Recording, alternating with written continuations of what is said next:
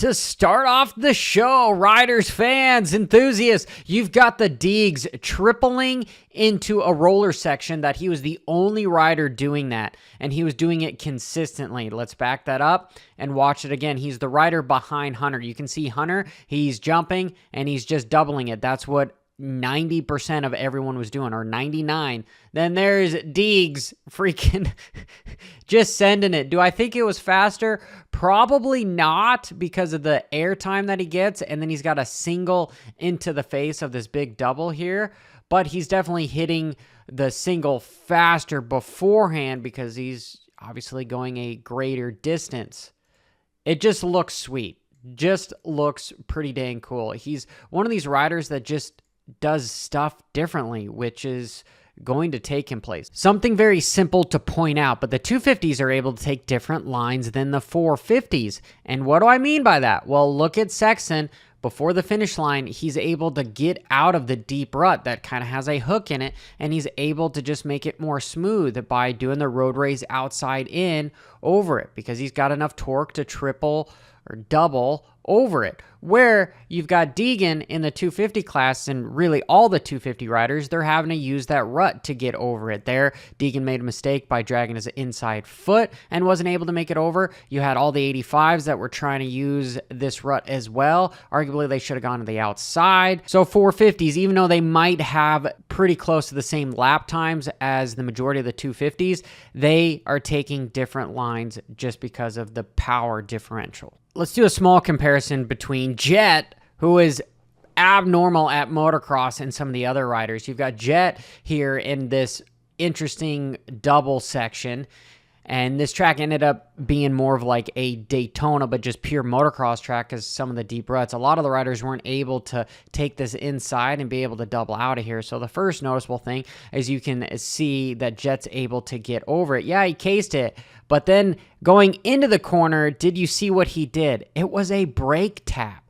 So he goes double, wheelies over, and then watch him, boom. He's going to pull in that clutch. Look at that rear wheel. And then he's going to sit down and get back on. Beautifully done. Then watch him come here. He's having this nice road race line. Doesn't even brake. Seat bounces. Able to double out where other riders were not able to do that. Here, we'll watch that again. Able to make it happen. Nice. No brakes. Boom. Super fast. Now let's watch AP. AP's not able to make it, so he's got to go roll, double, roll. Then he takes it even further inside, then rolls. It's fun to compare those two because we know Jett's line was quicker. He was able to double where AP was not. He was able to keep his momentum up, and AP was slowing down by having to roll, double, roll, and roll some more. In my track analysis video, I said, man, this was going to be a super scary section, and it was nice to see that the track builders actually put a checkup jump in the middle of it to slow it down, because these guys would have been doing 70 miles an hour WFO in these rollers. Watch Cooper Webb here. He's going to do a wheel tap at the end of the section.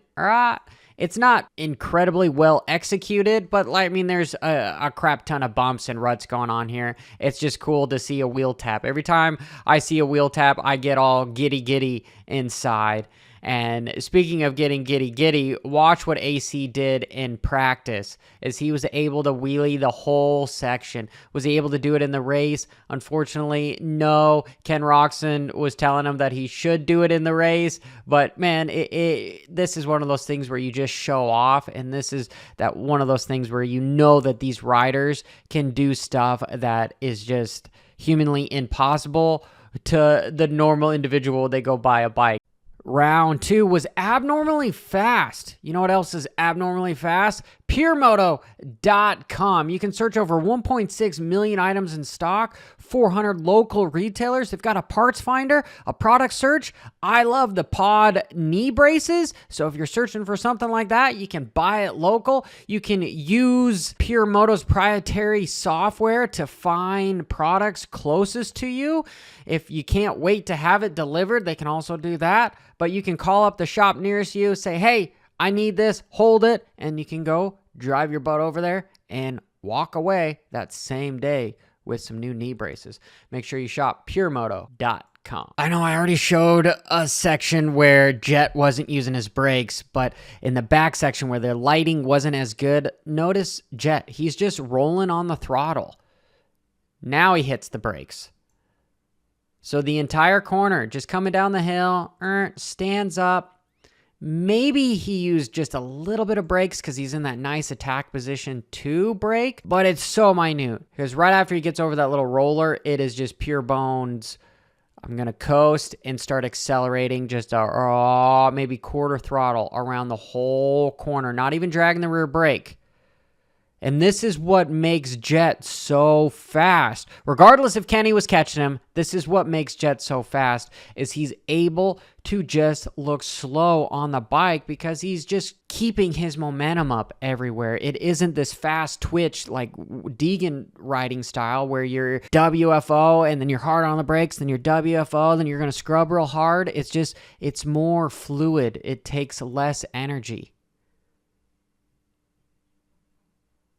See, it looks slow, but he's just going so effing fast. Right before the finish line, you've got Jetson doing the hop into a rut. I don't know how he keeps his balance by braking, then getting off the brakes, then little acceleration on one of the braking bumps to triple over him to land in the rut to have a beautiful form, elbow up, leg high, deep rut, accelerates through the whole corner because of how he set up.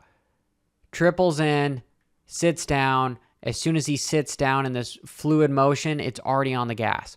Where a lot of riders wouldn't be getting on the gas until almost the exit. He's getting on the gas at the beginning all the way through. In that same corner, you've got Deegan keeping his feet on the pegs.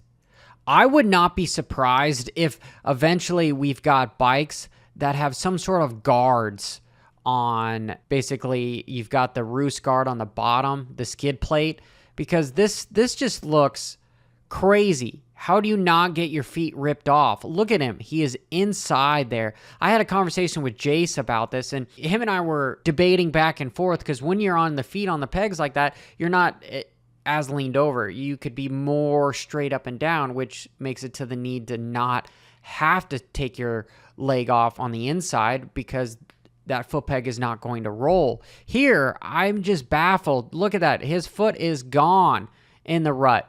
He's thinking about it. He gets his foot up just a little bit to let that foot peg fold. Snags him just a little bit. But gosh, that looks so sketchy. So sketchy to keep your feet on the pegs. I don't know how they do it. Simply, I don't know how they do it. Here's literally video evidence that they do it. But I don't know how they don't tear their ACLs, twist their ankles, break something, ligaments left and right are falling off. Gnarly. A few riders were hopping down off of the stands, but I thought Bam Bam did it best. Watch him as he's coming down.